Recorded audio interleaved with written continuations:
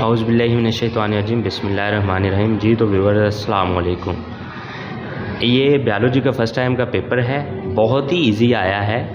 और पहले मैं बताता चलूँ, जिन बच्चों की तैयारी नहीं अच्छी है वो सिर्फ 3 चैप्टर बायो के अच्छे से कर लें।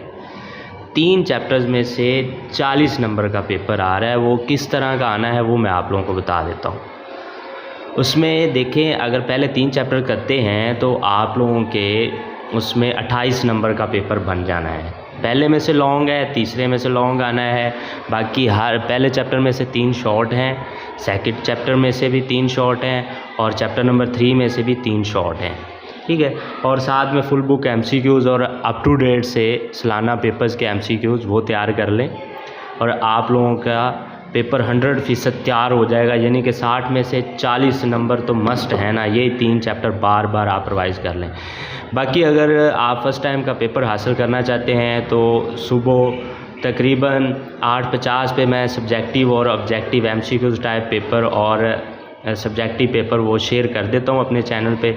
आप हमारे चैनल को सब्सक्राइब करें और बेल आइकन को दबा लें ताकि जैसे ही वीडियो मैं अपलोड करूँ उसका नोटिफिकेशन आप लोगों को मिले और आप फर्स्ट टाइम का पेपर चेक कर लें।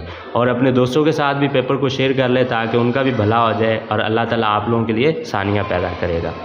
ओके, अल्लाह हाफिज़। दुआओं में याद रखिएगा और हमेशा दूसरों का ख्याल रखिएगा।